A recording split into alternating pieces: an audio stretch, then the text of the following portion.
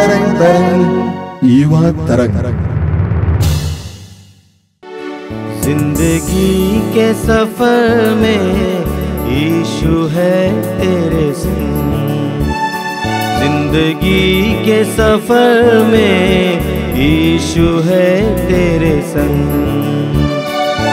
तू भूलना नहीं, प्यार छोड़ना नहीं, यीशु का दामन। तू भूलना नहीं, प्यार छोड़ना नहीं, यीशु का दामन।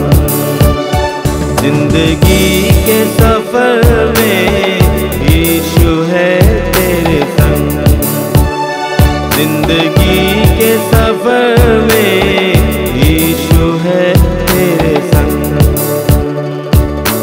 यीशु का फजल तेरे साथ रहेगा, निराशा में नई आशा वो देगा।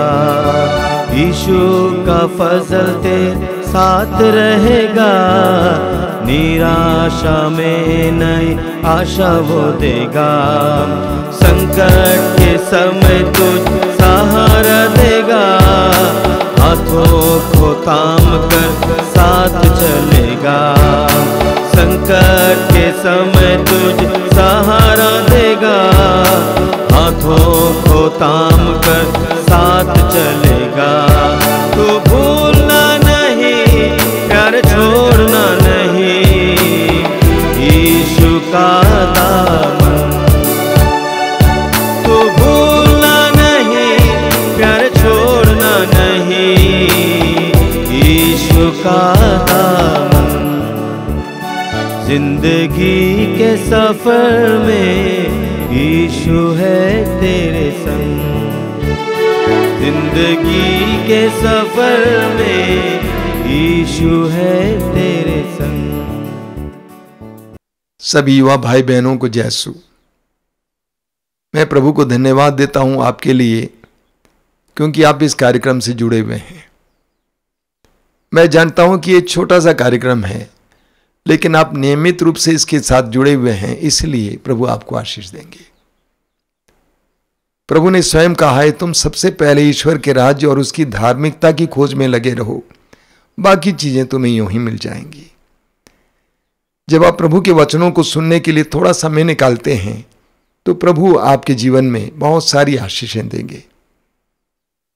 हमारा जीवन बहुत कठिन है, विशेष करके आधुनिक युग में आपको कई प्रकार की समस्याओं का सामना करना पड़ता है, कठिनाइयों का सामना करना पड़ता है। ऐसी परिस्थितियों में प्रभु यीशु आपके लिए एक सुंदर उदाहरण और अगुवा है। आपको याद होगा कि प्रभु यीशु जब 30 साल के थे, उस समय सुसमाचार की घोषणा का कार्य शुरू किए और 33 साल की उम्र में मरे क्रूस पर। यानी प्रभु यीशु युवा थे।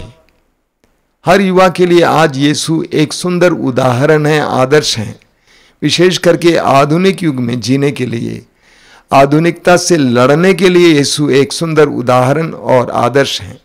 ध्यानपूर्वक वचन सुनिए। जय सुप्रिय मित्रों, आज हम एक महत्वपूर्ण विषय पे बात करेंगे। विपत्ति का सामना करने को तैयार हो जाओ। अगर आप प्रभु से जुड़ना चाहते हैं तो विपत्ति का, दुख तकलीफों का सामना करने के लिए आप तैयार हो जाइए।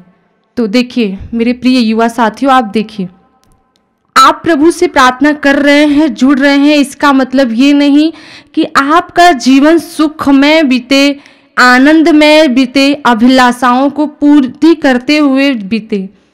पर ऐसा नहीं है। परमेश्वर ने पहले ही बता दिया था, मेरे नाम के कारण लोग तुम पर अत्याचार करेंगे, बंदी गृह में डाल देंगे। तो इस प्रकार हम आज समझेंगे कि परमेश्वर का वचन क्या कहता है, परमेश्वर क्या बताता है अपने वचनों के द्वारा कि तुम अगर मेरी सेवा करना चाहते हो, तुम मेरा अनुसरण करना चाहते हो, तो दुख तकलीफों का सामना करने को, विपत्ति का सामना करने को तैयार हो जाओ। वचन लेंगे उपदेशन ग्रंथ अध्याय 7 का वचन संख्या 14। सुख के दिन में आनंद मनाओ, दुख के दिन यह सोचो कि ईश्वर ने दोनों को बनाया है। मनुष्य नहीं जानता कि उसके बाद क्या होने वाला है। वचन में बता रहा है कि सुख के दिन में आनंद मनाओ, दुख के दिन यह सोचो कि ईश्वर ने दोनों बनाया है। मनुष्य यह नहीं जानता कि उसके बाद क्या होने वाला है। देखिए यहाँ पे वचन क्या बता रहा है कि सुख के दिन में आप आनंद मनाओ, परंतु जब दुख आता है आपके ऊपर, आपके परिवार में कोई विपत्ति आती है, तो आप उस समय सोचिए कि परमेश्वर दोनों को बनाया है। ये सोचकर आप घबराइए नहीं कि आपके जीवन में दुख आ गया, तकलीफ आ गया। हम प्रेयर करते हैं, हम प्रार्थना करते हैं, परमेश्वर से जुड़े हुए हैं, तो ये तकलीफ हमारे जीवन में क्यों? हम में से बहुत सारे लोगों का सवाल होता है। हम प्रार्थना करते हैं, आश्रम जाते हैं, चर्च जाते हैं, बाइबल पढ़ते हैं, वचन पढ़ते, तो हमारे जीवन में दुख क्यों दे रहा है परमेश्वर? क्या उसे मेरा दुख, क्या मेरा उसे तकलीफ दिखाई नहीं देता? परंतु आप जानते हैं जीवन में ये दोनों चीजें रंग डालती है। अगर हम सुखी सुख जीवन बिताने लगेंगे ना, सुख एकदम पूरी तरीके से एकदम सुख शांति में जीवन बिताएंगे ना, आप पाप में गिर जाएंगे, आप पाप के रास्ते पे चलने लगेंगे। वचन में देखेंगे, उपदेशक ग्रंथ में ये भी बताता है, पुत्र अपने जवानी के दिनों में अपने परमेश्वर को याद रखो। तो परमेश्वर का वचन भी हमें मार्गदर्शन करता है कि हाँ देखिए, सुख और दुख दोनों जीवन के दो पहलू है, एक सिक्के के दो पहलू। अगर हमारे जीवन में विपत्ति नहीं है, अगर हमारे जीवन में तकलीफ नहीं है, तो हमारे जीवन में रंग नहीं है, हमारा जीवन बेरंग है। क्योंकि दुख और तकलीफ में असली लोगों की पहचान होती है, कौन अपना है कौन पराया है। देखिए हम बाइबल में बहुत सारे ऐसे लोगों का उदाहरण है, जिसमें से हम कई लोगों का उदाहरण देकर आपको बताऊंगी कि परमेश्वर कैसे उनके जीवन में दुख के द्वारा, तकलीफ के द्वारा उन्हें आगे बढ़ाता है। सबसे पहले हम देखेंगे यूसुफ के बारे में। याकूब के 12 बेटे थे, उसमें से 11वां नंबर का जो बेटा था उसका नाम यूसुफ था। उसके 10 भाई थे, उस यूसुफ से जलते थे। आप जानते हैं कि यूसुफ कभी भी एक दूसरे की बुराई नहीं करता था, अपने भाइयों की, अपने पिता के सामने जाके नहीं कहता था कि मेरे भाई ने मेरे साथ ऐसा किया, दूसरे लोगों ने मेरे साथ ऐसा किया। यूसुफ ऐसा नहीं करता था। इसी वजह से उसके भाई उससे ईर्ष्या करते थे। जो 10 भाई थे, यूसुफ के पिता ने उसे, याकूब ने उसे एक अच्छा सा कुर्ता बनवा के देता है। तो उसके बाद क्या होता है कि उसके भाई लोग उससे ईर्ष्या करने लगते हैं, उससे जलने लगते हैं। और उसके बाद देखेंगे, आप पढ़ेंगे बाइबल में कि उसके बाद क्या होता है कि यूसुफ के भाई लोग होते हैं, 10 भाई, प्लान करते हैं कि हम इसको एक गड्ढे में डाल देंगे और चले जाएंगे। प्लान कर लेते हैं, तो वहाँ पे यूसुफ को वो लोग गड्ढे में डालकर छोड़ के उससे चले जाते हैं ऐसे। तो देखिए यूसुफ छोटा सा रहता है, उसको गड्ढे में उसके भाई उसको डालकर छोड़कर चले जाते हैं मरने के लिए, कि ऐसे ये रहेगा तो मर जाए। क्यों? ईर्ष्या के कारण, जलन के कारण, उसके अंदर जलन आ गया अपने ही भाई से। तो वहाँ पे क्या होता है कि इस प्रकार वो फिरौन देश के लोग वहाँ पे आते हैं, और वहाँ पे एक नौकर की तरह वहाँ पे वो काम करता है मिस्र देश में। तो वहाँ पे वो एक नौकर की तरह गुलामी का जीवन जीता है वहाँ पे। तो वहाँ पे भी यूसुफ जैसे जैसे बढ़ता है, उसके ऊपर अभियोग लगाया जाता है, व्यभिचार का अभियोग लगाया जाता है। तो क्या बोलते हैं वहाँ, फिर उसके बाद उसको जेल में डाल दिया जाता है यूसुफ को। देखिए उसके जीवन में कैसे तकलीफ आ रहा है, छोटा सा है वो, उसको गड्ढे में डाल दिया गया। उसके बाद उसको व्यभिचार का उसके ऊपर अभियोग लगाया गया, उसके बाद वो जेल में डाला गया। फिर वहां से उसका जीवन बदलता है। आप आगे पढ़ेंगे बाइबल में, वो मिस्र देश का प्रधानमंत्री बनता है। एक पल में वो यूसुफ गड्ढे में, दूसरे पल में वो प्रधानमंत्री बनता है। परमेश्वर के लिए कोई भी काम असंभव नहीं है। परमेश्वर अगर दुख दे रहा है, परमेश्वर अगर आपके जीवन में तकलीफ भेज रहा है, विपत्ति भेज रहा है, तो इसका मतलब वो आपके जीवन में बड़ी योजना बना रहा है। इसका मतलब कि वो आपके जीवन में अद्भुत काम कर रहा है। क्योंकि हमारे परमेश्वर को नॉर्मली कोई चीज पसंद नहीं आता है। वो दुख तकलीफ के द्वारा आपको शुद्ध करता है, आपको परखता है, आपके विश्वास की परख होती है। तो वहां से यूसुफ का जीवन बदलता है। आप पढ़ेंगे उत्पत्ति ग्रंथ अध्याय 50 में, हम आपको बताएंगे। देखिए वचन क्या बताता है। यूसुफ के भाई अपने पिता के देहांत के बाद आपस में कहने लगे, हो सकता है कि यूसुफ हमसे बैर करे और हमने उसके साथ जो बुराई की उसका बदला चुकाए। वहां पे अकाल पड़ता है, यूसुफ उस देश का प्रधानमंत्री होता है, याकूब की मृत्यु हो जाती है और उसको यूसुफ के भाई लोग को मिस्र देश जाना होता है अनाज लेने के लिए। वहां पे उसके भाई को जब पता चलता है यूसुफ वहां का प्रधानमंत्री है, तो वो सोचने लगता है अब तो उसके पिता का देहांत हो चुका है, तो मैंने जो अपने भाई के साथ किया है, बैर किया है, अब मेरा भाई भी मेरे साथ बदला चुकाएगा। आगे देखिए पढ़ेंगे। इसीलिए उन्होंने यूसुफ के पास यह संदेश भेजा, मरने से पहले आपके पिताजी ने आपको यह संदेश कहला भेजा था कि तुम्हारे भाई ने तुम्हारे साथ अन्याय किया है। मेरा निवेदन है कि तुम अपने भाइयों का अपराध और पाप क्षमा कर दो, इसलिए आप अपने पिता के ईश्वर के सेवकों के अपराध क्षमा कर दीजिए। वो यूसुफ के भाई लोग ये कहलवाते हैं यूसुफ के पास कि पिताजी का देहांत हो गया, लेकिन उन्होंने मरने से पहले ये सब चीजें कहा। तो वो क्या बोलता है, उनकी ये बातें सुनकर यूसुफ फूट फूट कर रोने लगा, क्योंकि वो दयालु था, वो परमेश्वर से जुड़ा हुआ था, उसका हृदय साफ था, वो रोने लगता है। उसके बाद आगे जब आप पढ़ेंगे तो वहां पे एक वचन अध्याय 50 का 20 में देखिए, आपने हमारे साथ बुराई करनी चाहिए, किंतु ईश्वर ने उसे भलाई में परिणित कर दिया और इस प्रकार बहुत से लोगों का प्राण बच जाए, जैसा कि आज कल हो रहा है। यूसुफ बोलता है आपने हमारे साथ बुराई करनी चाहिए, किंतु ईश्वर ने उसे भलाई में परिवर्तन कर दिया। आप वचन में पढ़ेंगे रोमी 8 का 28 में, हम जानते हैं कि जो लोग ईश्वर को प्यार करते हैं और उसके विधान के अनुसार बुलाए गए हैं, ईश्वर उनके कल्याण के लिए सभी बातों में उनकी सहायता करता है। और ये जो वचन है रोमियो का 8 का 28 में, वो यूसुफ पे एकदम सटीक बैठ रहा। देख परमेश्वर हर एक बुराई में, हर एक तकलीफों दुखों में हमारी भलाई वो खोजता है। तो परमेश्वर उन्हीं में से हमारे लिए भलाई खोजता है, सारे कार्यों में से भलाई खोजता है। अगर यूसुफ गड्ढे में नहीं पड़ता, अगर तो वो मिस्र देश नहीं जाता, वहां का प्रधानमंत्री नहीं बनता, और प्रधानमंत्री नहीं बनता तो उसके भाई उसके पास नहीं जाते, जो भूखे मर जाते तब तो वो, क्योंकि वो तो फिर उसके बाद अकाल पड़ता है तो वो अपने भाई के पास जाता है, उसके भाई उससे मदद करते हैं फिर अनाज देके। तो परमेश्वर उससे गड्ढे में जाने दिया, परमेश्वर उसे दुख सहने दिया, उसे तकलीफ सहने दिया, उसके बाद उसे परमेश्वर ऊंचा उठाता है, उसके बाद परमेश्वर उसे प्रधानमंत्री बनाता है। तो मेरे प्रिय युवा साथियों, आपके जीवन में अगर दुख आ रही, तकलीफ आ रही, तो आप उससे डरे नहीं, घबराए नहीं, उसका डट कर सामना करें, संघर्ष करें, उठिए, आगे बढ़िए, क्योंकि दुख तकलीफ में भी आप अपने काम मत बंद करिए, आप अपने कार्य करना मत बंद करिए, आप अपने कार्यों में आगे बढ़ते रहिए, आगे बढ़ते रहिए। परमेश्वर हमारे लिए वो रास्ता निकालेगा, क्योंकि परमेश्वर उस समय हमारे विश्वास को परखता है।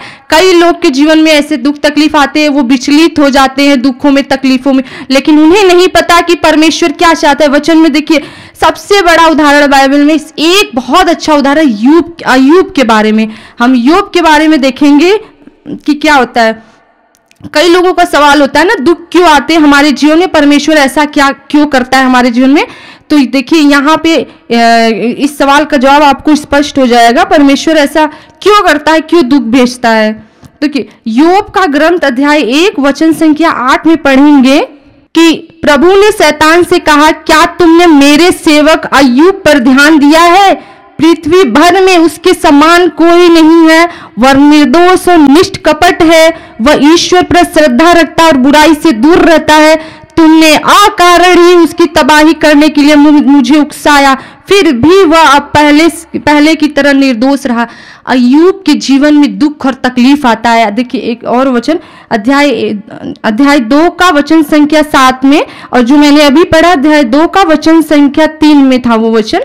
और देखिए अध्याय 2 का वचन संख्या 7 में, इसके बाद शैतान प्रभु के सामने से चला गया और उसने अय्यूब को सिर से पैर तक दर्दनाक फोड़ों से भर दिया। अय्यूब राख के ढेर पर बैठकर एक ठीकरे से फोड़े साफ करने लगा। उसकी पत्नी ने उससे कहा, क्या तुम अब भी अपने को निर्दोष मानते हो? ईश्वर की निंदा करो और मर जाओ।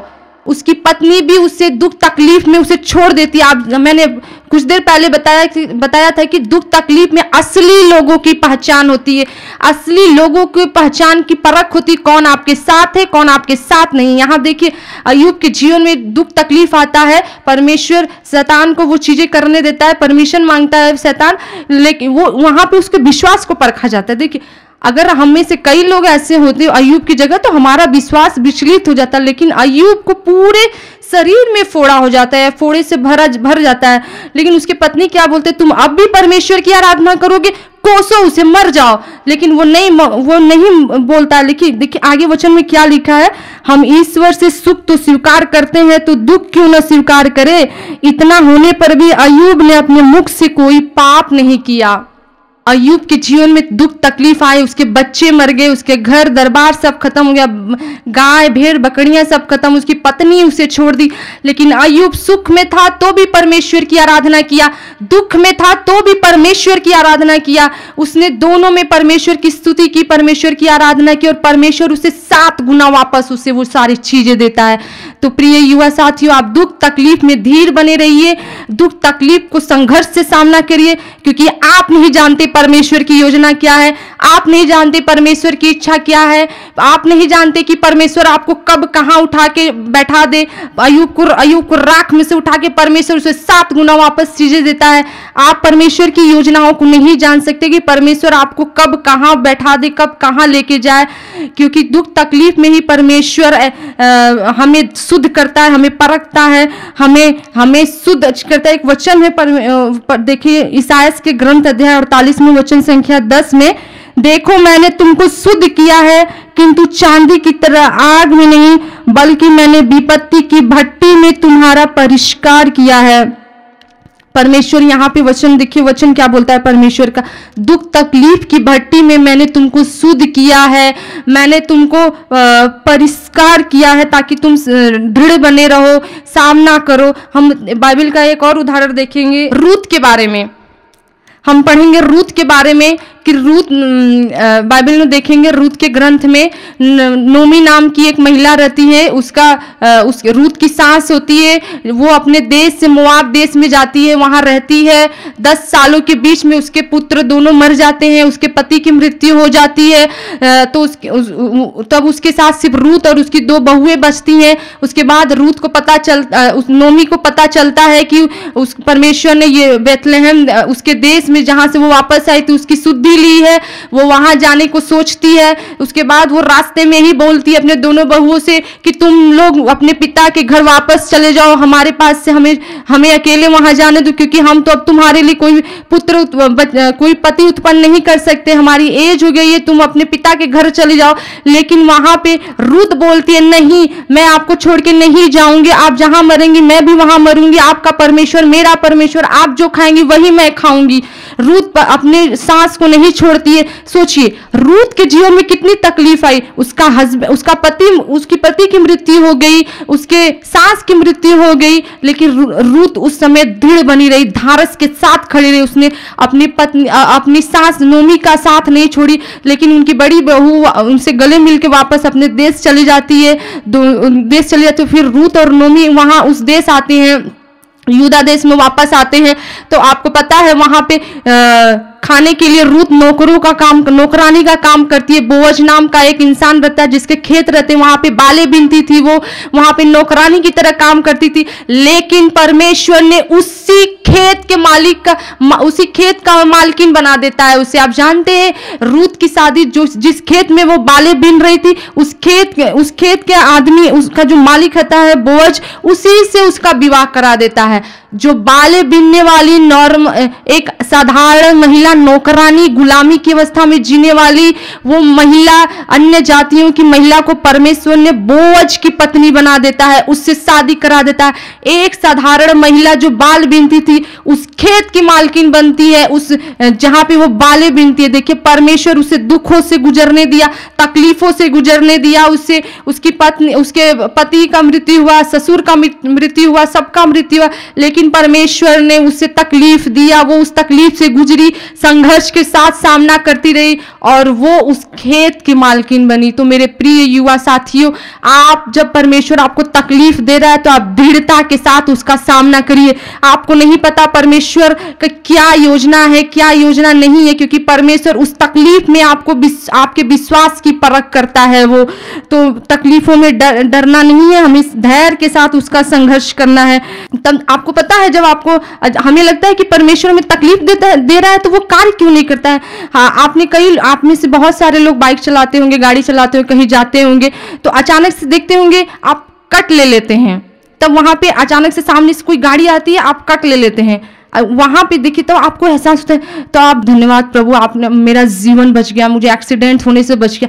उस समय वो जो आप वो जो आपका पल होता है ना, वो परमेश्वर का पल है। आप जो प्रार्थना करते हैं, आप जो दुख तकलीफ का संघर्ष करते हैं ना, परमेश्वर छुप के आपके लिए काम करता है। जानते हैं, परमेश्वर उस अवस्था में जब आपको एक्सीडेंट से बचाता है, आप अचानक मोड़ लेते हैं, आप बच जाते हैं, तो आपके मुंह से तुरंत परमेश्वर की याद आती है। वो आपकी आराधना, आपकी प्रार्थना, आपकी तकलीफ, आपका संघर्ष उस समय बचाता है आपको। परमेश्वर को हल्के में न ले। हमारा परमेश्वर एक साहसी परमेश्वर, वो हर पल हर समय हमारे साथ रहता है। वो चाहता है कि हम दुख तकलीफों का संघर्ष करते हुए दृढ़ता के साथ आगे बढ़े, दृढ़ता के साथ उसका संघर्ष करते हुए आगे बढ़े। हम एक वचन और भी देखेंगे बाइबल में, दाऊद के बारे में देखेंगे। दाऊद को उसके ही बेटे उसके पीछे पड़ा हुआ था। इतनी दाऊद के जीवन में भी तकलीफें आती है। वो राजा तो बन जाता है, लेकिन उसके जीवन में भी तकलीफ आती है। लोग उसे ताने मारते हैं, लोग उसे कोसते हैं, इतना गलत शब्द उसके लिए इस्तेमाल करते हैं। लेकिन हमें से क्या होता है, कई लोग अगर तकलीफ आ गई तो लोग, घर वाले, पास पड़ोस के लोग कहते हैं, अरे तुम आश्रम जाती, तुम प्रभु से प्रार्थना करती, तुम्हारे जीवन में तकलीफ है, तुम ऐसे हो, तुम ऐसे हो।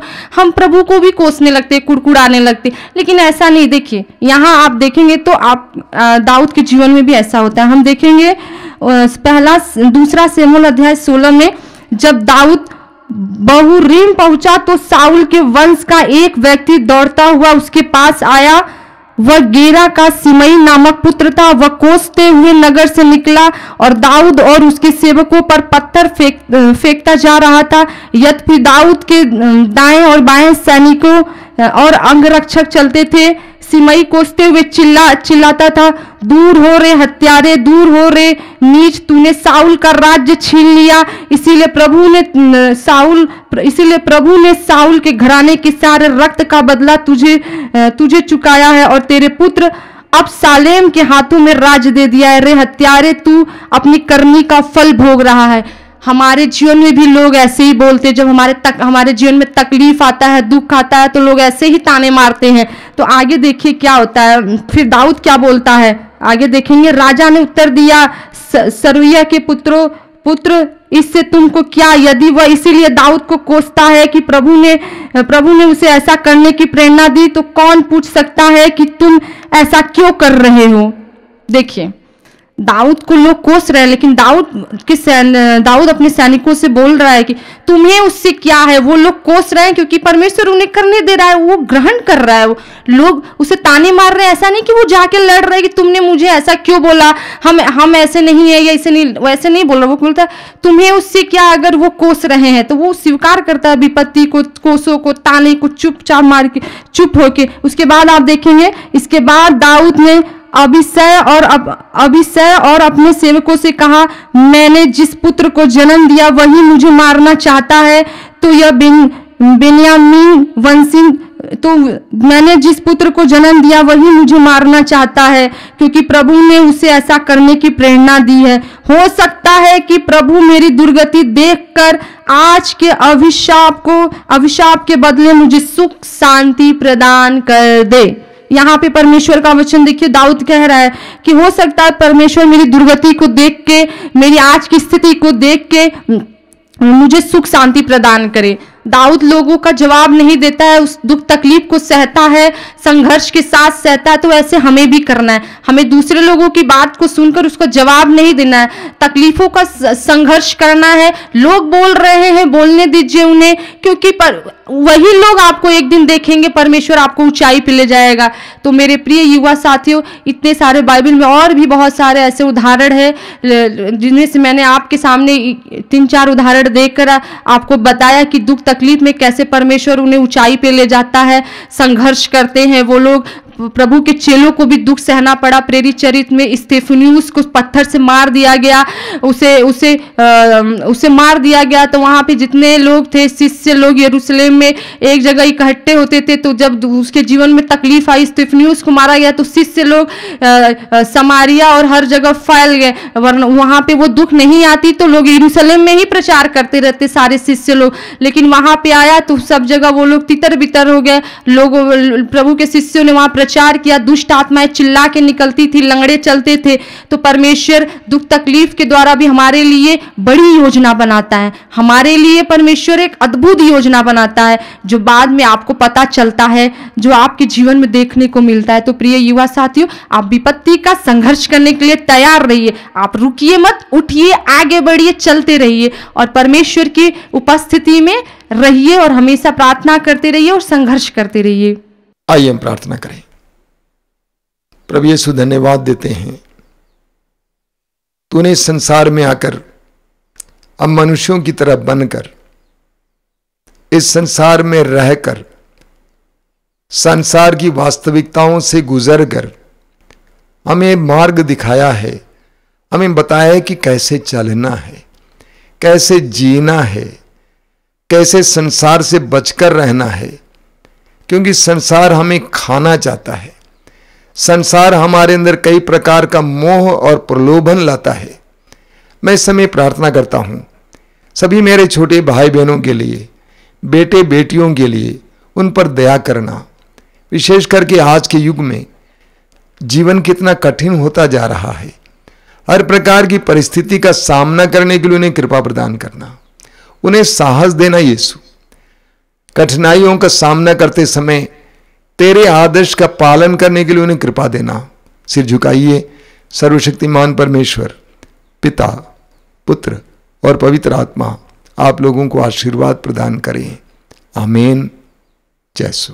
दर्शन के साथ तुझे सेवा व देगा, प्रभु की महिमा तेरे जीवन से होगी। दर्शन के साथ तुझे सेवा व देगा, प्रभु की महिमा तेरे जीवन से होगी। भलाई से बुराई को जीत तू लेगा, विश्वास की दौड़ को तू पूरी करेगा। भलाई से बुराई जीत तू लेगा, विश्वास की दौड़ को पूरी करेगा। भूलना नहीं, प्यार छोड़ना नहीं, यीशु का दामन। तू भूलना नहीं, प्यार छोड़ना नहीं, यीशु का दामन। जिंदगी के सफर में यीशु है तेरे संग। जिंदगी के सफर में यीशु है तेरे संग। तू भूलना नहीं, प्यार छोड़ना नहीं, यीशु का दामन। तू भूलना नहीं, प्यार छोड़ना नहीं, यीशु का दामन। जिंदगी के सफर में यीशु है तेरे संग। यीशु है तेरे संग। यीशु है